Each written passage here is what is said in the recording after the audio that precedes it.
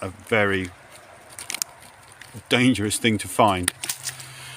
So we are looking around it, and the kretsch basically is going into the roots and the base of the stem, and because of the height of this tree, this poses a threat to the path that we've got over here.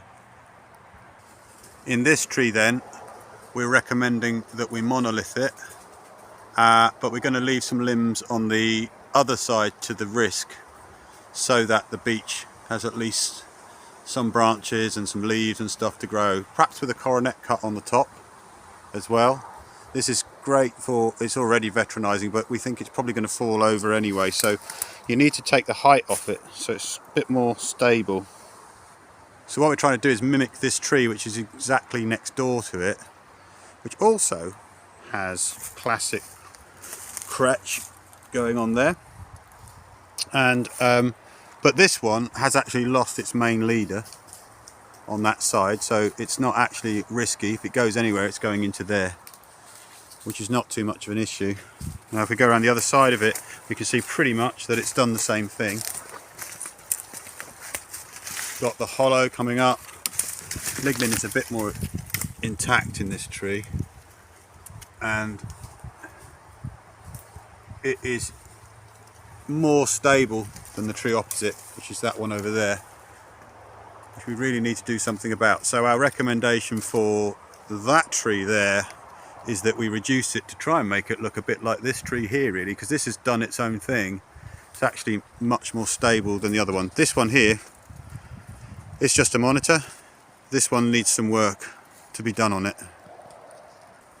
So one of the things that we have is that when you're using a picus picus, you say tomato, I say tomato, that on the early stages this kretsch looks sound, you know, when you're probing for it. So that is an issue as well. So one of the things, if you're looking around, just really do go around the butt of the tree into the buttress roots and have a look and see if this stuff appears.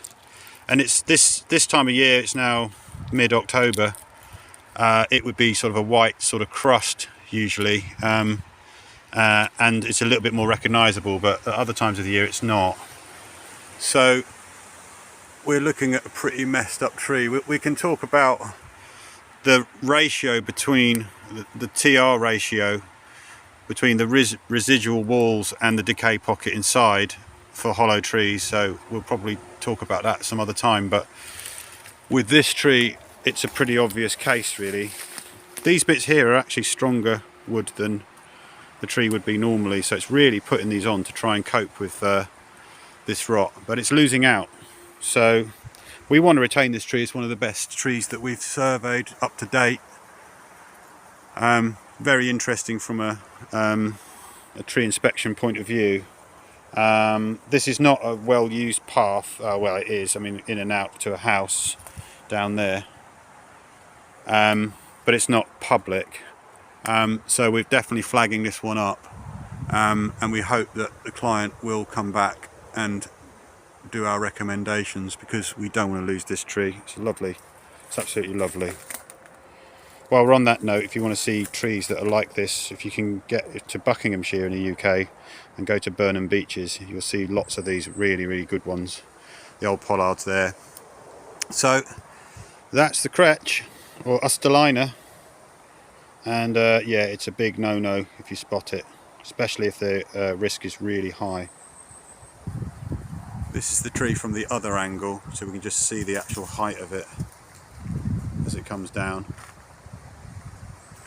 And here's the target.